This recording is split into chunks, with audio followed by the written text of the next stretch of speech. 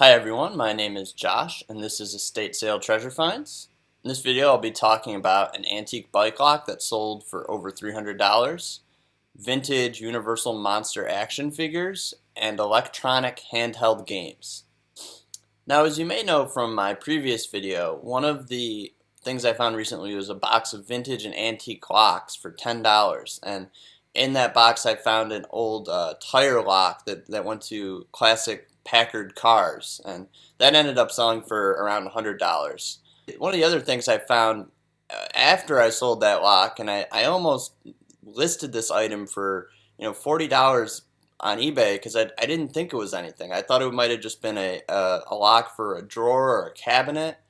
And upon closer inspection, I actually looked up the patent that was on it and looked further into the company that made it, which was Cleveland Welding Company. Now, Cleveland Welding Company was a company that made bikes in the 1930s, 1940s, and this is actually a lock that goes to their bikes. So after finding out that this was actually an antique bike lock, I joined a couple Facebook groups where there's collectors of Cleveland Welding Company bikes, and I had a couple offers. Some people were saying $40, $50, and then someone offered me $200, and that's when I said, wait a second, this might be worth a lot of money. So knowing that I had that much of an offer, I decided to take it to eBay, figuring that there was enough of a market to put it up there and that it would safely sell for at least $200, maybe even more.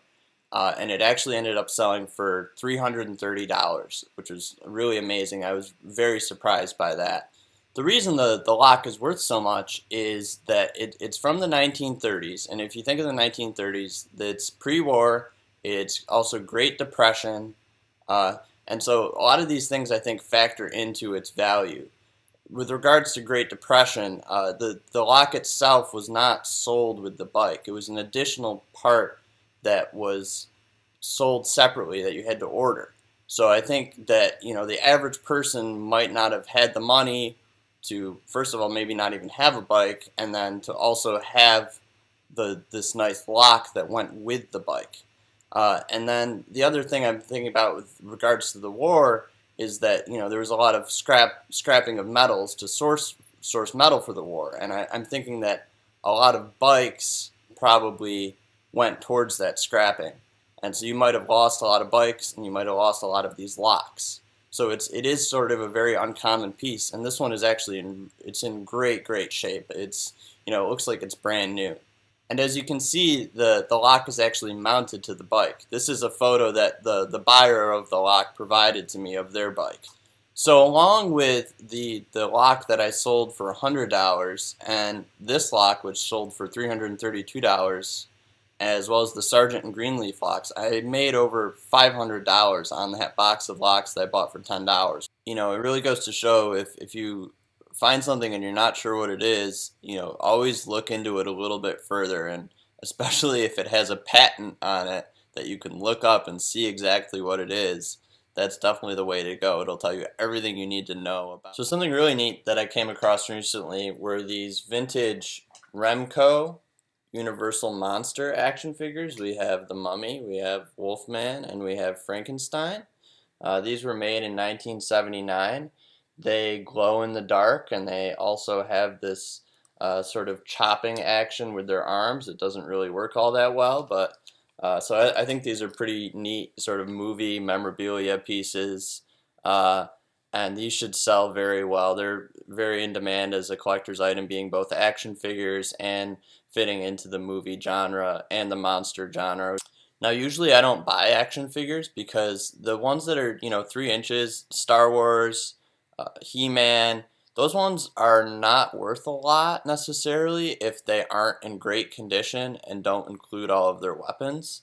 Now, Star Wars, there's a lot of variation depending on how early the figures are, but you want to look for figures that are more sort of doll-like, that are bigger like these ones. These are 9 inches tall, so anything that's like 7-inch to 12-inch figures those are going to be typically the older figures, especially since that's how earlier figures were manufactured. The Star Wars toys and He-Man, they got into making those smaller figures, probably because it was cheaper and more affordable.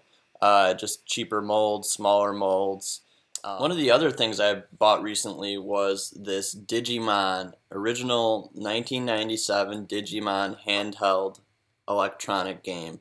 Now, Digimon was actually an extension and sort of rebranding of the Tamagotchi brand by Bandai. Now, this has a lot of value among collectors because Digimon really evolved into its own television series. I think they probably even made comic books and movies out of it.